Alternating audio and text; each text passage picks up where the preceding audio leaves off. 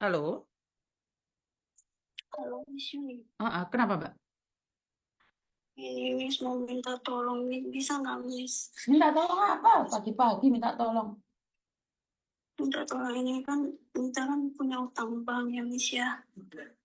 Nah, terus Mita itu udah telat 2 minggu, jadi Mita itu udah ditelepon, terus ngancem-ngancem mau didatengin ke sini. Sementara Mita kan finish kontraknya itu 3 bulan lagi. Mita takut kalau dia ke sini, Mita diinterview sama bos Miss, bantuin Mita Miss. Oke, mau bantuinnya kayak apa?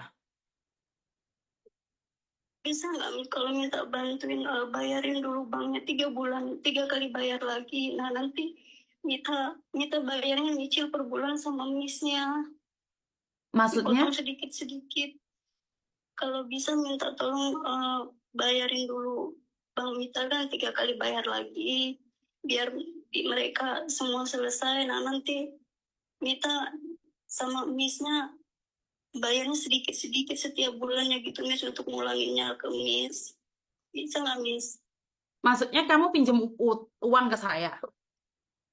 Iya gitu Miss, bisa nggak Miss? Lah, maaf. Aku kenal kamu nggak, Dok? Enggak, Mita ini sering lihat di Facebook, ya kan di TikTok Miss. Ngerti? Tapi kan saya tidak pernah ngutangin orang, sayang. Ya bantu Mita bisa nggak Miss? Dok, saya itu kalau masalah uang, jangan kamu. Adik saya saja saya nggak boleh ngutangin. Nggak boleh. Nggak boleh, kalau nggak boleh minta tolong Miss bayarin Miss, bisa nggak Miss? Sama ini juga kan Mita juga kan 3 bulan lagi habis kontrak. Kalau bisa sekalian minta apa cariin majikan gitu Miss. Mbak, ini Tiga dua, bulan. dua konsep yang berbeda ya. Sampean minta saya bayarin utang bank. Terus sampean mau cari majikan tempat saya. Saya bilang saya tidak mau berurusan dengan utang, Mbak. Karena apa? Saya nggak kenal sampean. Sampean kenal saya, tapi saya nggak tahu sampean. Jangankan ini, saya membantu orang ngasih uang pulsa, saya aja dijelek-jelekin. Apalagi kamu utang sama saya. Ujung-ujungnya benci. Ujung-ujungnya benci dan bertengkar. Apalagi 3 bulan. Nggak kayak gitu. Konsepnya nggak kayak gitu. Kamu punya utang, kamu punya tanggung jawab untuk bayar. Kenapa kamu uang sudah diambil? Mereka itu tidak minta uangmu, mereka itu minta uangnya sendiri. Bank itu minta uangnya. Ya resiko dong.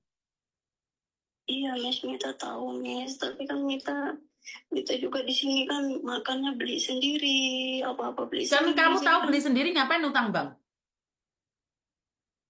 Mita juga terpaksa Miss. Mita kan harus ngirim keluarga juga Miss. Mita punya anak 2. Mbak, kalau kamu tidak bisa membayari utangmu, ya kamu harus pulang Indonesia, dipecat, dilaporkan polisi.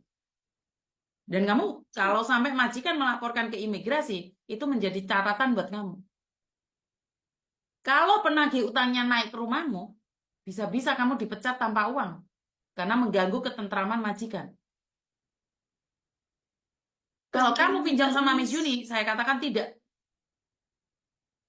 Bantuin Mita Miss. Bisa nggak bayarin Mita banknya Miss? tiga Hah? kali bayar lagi Miss. Mbak, kalau orang sudah kena utang, rasa malu itu sudah hancur tuh enggak? Dan sama nggak bisa mikir lagi. Saya itu Iya, bantu orang, orang yang meninggal, orang yang sakit. Kamu punya utang itu kamu buat sendiri, sayang. Nggak ada dalam konsepnya utang itu nggak ada. Saya minta maaf. jadi nggak bisa bantu Miss. Tidak. Saya katakan tidak untuk utang. Ya udah, makasih ya Miss. Sama-sama. Inilah akan tumbuh benih-benih kebencian ke saya. Ini yang akan menimbulkan rasa tidak suka ke saya. Karena saya tidak bisa membantu tentang utang piutang. Saya tidak mau kalian campur adukan antara memberikan informasi dengan utang piutang. Terus habis itu kalian mau cari majikan di tempatnya Koko Thomas. Tidak ada hubungan. Ini dua hal yang berbeda. Jadi kenapa sih saya selalu bilang, jika kalian cross my button line, saya punya batasannya sendiri. Maka saya katakan tidak untuk itu. Saya katakan tidak untuk itu. Kalian punya anak atau apa, itu urusan kalian. Kenapa kalian tidak bisa memanagenya? Terlihat sangat kejam, tapi itu adalah kenyataan. Lebih kejam lagi mulut kalian saat saya nagih hutang. Ingat, sampai hari ini pun orang yang punya utang saya, Ngina saya nggak habis-habis di media sosial. Utang saya 1 juta dikirim buat bapaknya yang sedang sakit. Dia minta pulsa, dia minta makan ke kantor saya, dia minta apapun. Bukan ucapan terima kasih yang saya dapatkan. Hujatan demi hujatan sampai hari ini pun tidak berhenti. Saya punya resitnya. Kalau saya ingin menjatuhkan, saya akan jatuhkan dia. Sama dengan cara dia menjatuhkan saya. Tapi saya tidak ingin menjatuhkan dia. Ini menjadikan saya pelajaran. Orang yang selama ini gancet sama saya, selalu ada apa-apa, Mbak Yuni, apa Mbak Yuni. Sekarang menjadi musuh terbesar saya. Orang yang paling membenci saya, orang yang paling menghujat saya secara brutalitas, secara totalitas dia membenci saya. Jadi saya tidak ingin mengulangi lagi kesalahan ini. Setahun yang lalu, 2 tahun yang lalu. Dia menjadi penghujat yang paling keren di dalam hidup saya. Hanya gara-gara uang 1 juta. Gara-gara uang 1 juta dia menghujat saya habis-habisan. Enggak, tidak. Saya sudah sampaikan ini berkali-kali. Kalau kalian tiba-tiba telepon saya minta uang, saya katakan tidak. Kalian boleh membenci saya. Tapi saya tidak akan pernah membenci kalian.